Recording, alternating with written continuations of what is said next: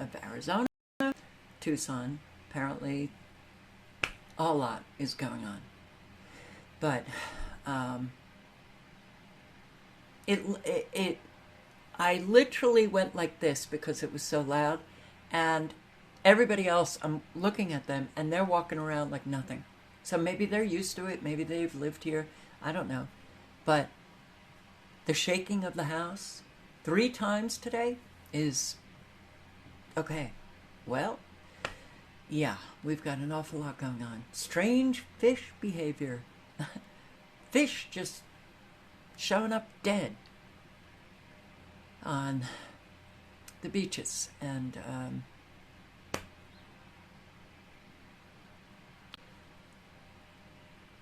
yeah, the show must go on, right?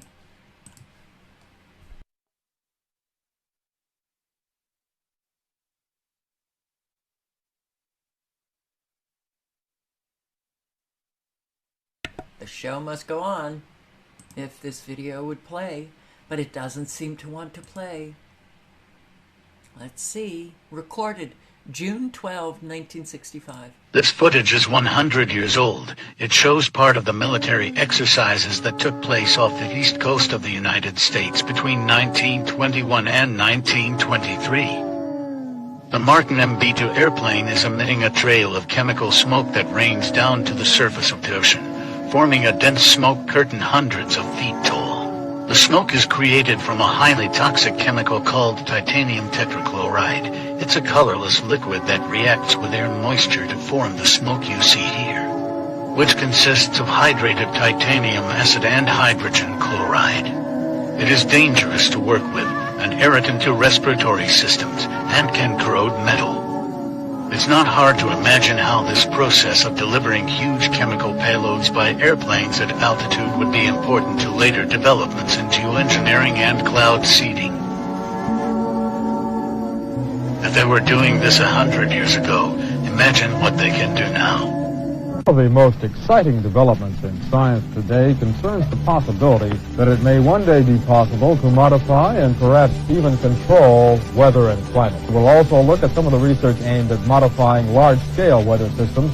So we have to carry out a very long series of carefully controlled experiments. The technique that is being used in experiments by the United States Navy and the Weather Bureau to fly an aircraft over the top of these fall clouds, as shown in the film, and to drop these canisters, which are being loaded on the airplane here, down into the cumulonimbus clouds. As they fall, they dispense silverite out into the cloud.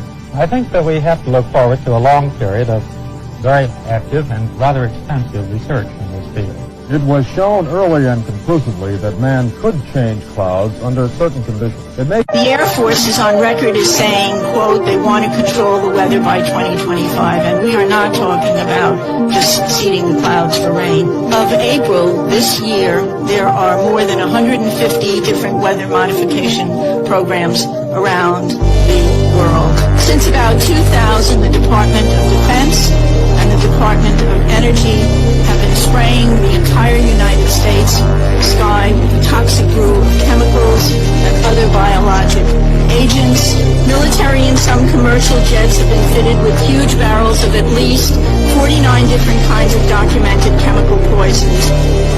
Among other documented ingredients in this toxic man-made clouds are pathogenic molds, fungi, weaponized viruses made in some places like the secret site at Fort Detrick, Maryland, which is supposed to be a cancer site, but there are a number of scholars and professors tracking this that have big questions about this. Barium and nanoalumin particles. What do these do to the human body? Barium is an alkaline earth mineral. It was discovered in 1774. At low doses, it can act as a muscle stimulant. At high doses, it detrimentally affects the heart and the nervous system. Barium is toxic to all mammals, and that means not just humans. Aluminum, which is the most abundant metal in the Earth's crust, is known to diminish kidney function and destroy brain cells and cognitive function. Just think about it. Just between the aluminum and the mercury that we're breathing all the time, we've got already a serious issue about brain function and cognitive function. And don't we know it? There's about 7 more minutes to this video. How about this one? Manipulating the weather since 1915. Charles M. Hatfield. So mainstream media, reports. And Charles Hatfield caused a massive flood, a whole lot of destruction. In 1915, San Diego, double-digit deaths, homes gone, businesses gone. 1915. Okay, so over 100 years ago, and look where we are today. Of course, man's not manipulating the weather. What, are you crazy? Are you off your meds? Are you conspiracy theorist? Holy shit. Yeah. I don't know what to say anymore. I really don't. If you had a bunch of chemicals and you built a tower, could you make it rain? No. Well, that's the subject of tonight's Weird Weather. In the early 1900s, there was a gentleman who said he could make it rain. Charles M. Hatfield. Well, he said for $50, he could deliver. Well, Los Angeles farmers said, we need rain. Will you make it rain? He did. And they were so happy, they paid him $100. Well, there was a lake in the area, Lake Hemet. He said for $4,000, he could deliver 4 inches of rain. So he made this tower and he mixed up some chemicals. Guess what? 11 inches of rain fell and it rose 22 feet. Operators say it was the best bargain they'd ever had. There was another area that needed it. San Diego City contracted him to fill Lake Marina in 1 year. If he did it, $10,000. If not, he didn't get a penny. January 1st, he put his towers up and started sending his chemicals away. January 5th, it began to rain. January 10th, heavy rain kept going. And by January 15th, it had been a downpour for nearly 5 days. Okay, so the rain did come, and apparently it was Hatfield that was doing it, but look what happened after that. On the 19th, Marina Reservoir filled. The 26th, record-breaking rains were still falling, and the next day, dams were rupturing, huge amounts of water pouring out of the mountains, heading into San Diego. 20 people lost their lives. 35 inches of rain fell that month. Well, you can imagine there were lawsuits in the millions. The city council says, nope, we're not going to pay. Hatfield said, I'll settle for $4,000. Council said no. It went to the California Supreme Court. They ruled that was an act of God. Well, if that's the case, neither Hatfield nor the city was liable for the damages. Also, if it was an act of God, then that means Hatfield didn't do it. City council? Nope. They say they're not going to pay. Well, Charles Hatfield was known by many names. He was a cloud coaxer, a water magician, a moisture accelerator, the wizard of hope, a pluviculturalist, the great precipitator, but most of the time he was just known as Hatfield the Rainmaker.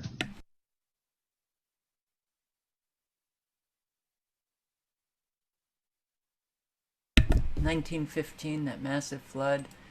I was off on the dates, but I guess they gave it up because of that massive flood. And they realized, the destructive power of manipulating the weather. So they just gave it up because you know how morally superior we are in this world. There's something in the skies. You think? Something in the skies. Persistent contrails. So somebody who isn't even credentialed in chemistry or physics or ecology, none of that, is trying to tell you that you're crazy.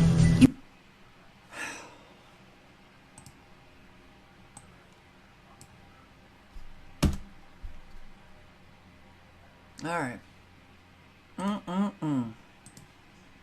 That you're crazy. You have to understand that I have met people who used to be purposeful disinformation trolls, as we call them. These people are paid to get you on board to believe a website or an article. So I just want everyone to know and understand that of all things, of all the freedoms that we are losing, geoengineering is the #1 issue that we are facing. Because you can have guns and money and you can have everything. If you don't have food and water, and you are dying of respiratory or neurological illnesses, what does it matter? So you've heard about vaccines, and you'll hear, about smart meters, and you'll hear about other issues. These are all systemic effects. We are getting overexposed to toxins. People will tell you fluoride's in the water, but it's not a lot. It is a lot because you're getting it everywhere in your food, water that you drink, and you're getting it in your vaccines. Our bodies cannot metabolize these toxins. I'm going to tape this time. And so this is what we did before. This is what this is. This is the wine spit test, where you rinse your mouth out and then you take grape juice and you hold it in your mouth and you spit it out into a petri dish. Well, what we did is we used the zeolite, the zeoforce. You can watch the video if you want more information on this. Just passing along some information that has been out there for years. Chemtrail spraying, jet pilot, Dr. Bill Deagle. Yeah, this is only 3 minutes and 37 seconds. Mycoplasma. They put Mycoplasma fermentans incognita in on purpose in our prisoners and in our U.S. Armed Forces just to experiment. And the experiment started with the Nazi doctors who were incorporated into our facilities, such as the medical facilities down near Coronado Naval Base and other medical schools all across America and Canada. All the advanced biological weapons, including mycoplasma research, originated in Nazi Germany.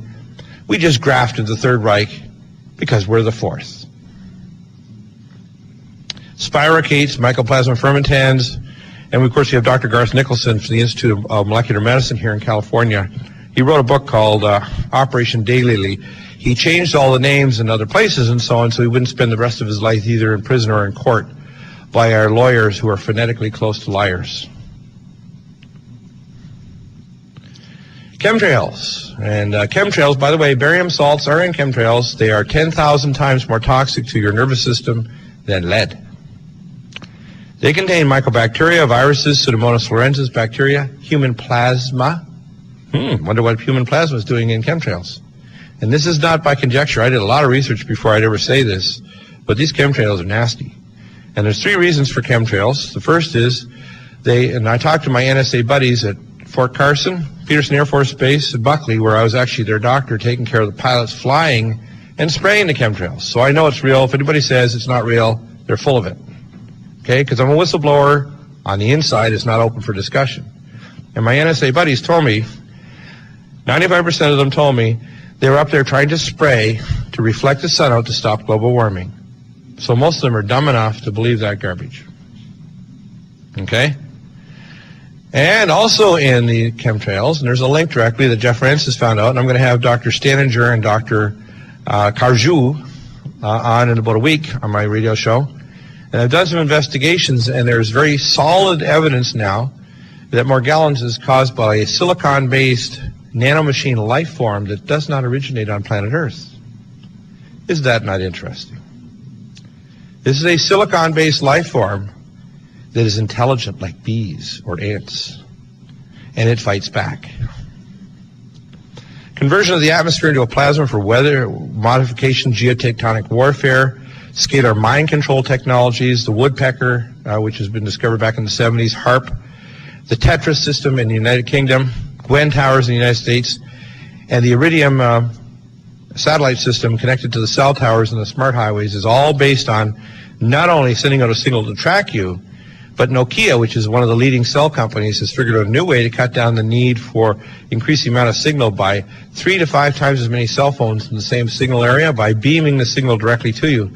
But they can also, besides the cell signal, they can actually have a biocoded signal to your DNA to affect your physiology and insert thoughts into your mind. And they have this technology today. And Nokia is directly involved. If you go to these cell phone companies, either Bell Laboratories or you go over to Nokia over there in Helsinki, what you'll find is that these are highly classified, and you have NSA agents, and above government technology, top secret and above top secret, all over the place. This is not a place for making cell phones. It is a place for dialing up your cortex.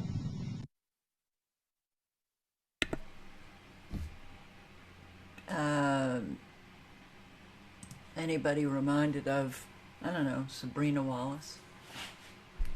She's not the only one who has been shouting it out. Yeah.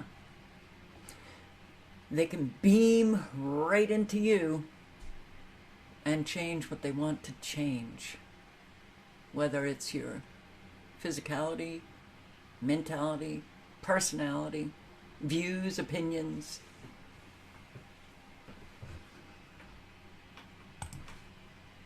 Surprise hailstorm soaks SoCal. Coming in from our viewers, many of these streets looked like rivers. Here in Sherman Oaks, just some remnants of rain, but it looked a lot different a few hours ago when even one of our viewers sent in the moment lightning struck. Look at all that hail. Ah, you can't go out there though because there's lightning. Juliet saw her first lightning and thunder in Lake Balboa as an icy onslaught of rain and hail fell in Southern California valleys Thursday afternoon. Holy crow! I've never seen this. Large balls of hail hit roofs and cars, like here in Porter Ranch. Jeemers, grievers. And here in Chatsworth. Mother Nature spoke loud and clear. Many of you sent us the deluge of ice and rain slamming the 818. California, baby. Sunshine State. The link is in the chat. Hypocrites Matrix. There you go.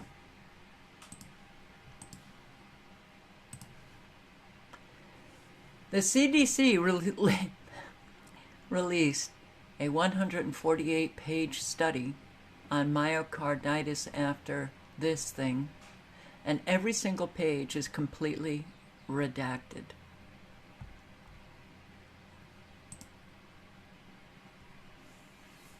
Quite something, huh? All right, so Jimmy Dore. What is this? Ceasefire now. Disruptions to Adam Schiff's victory speech.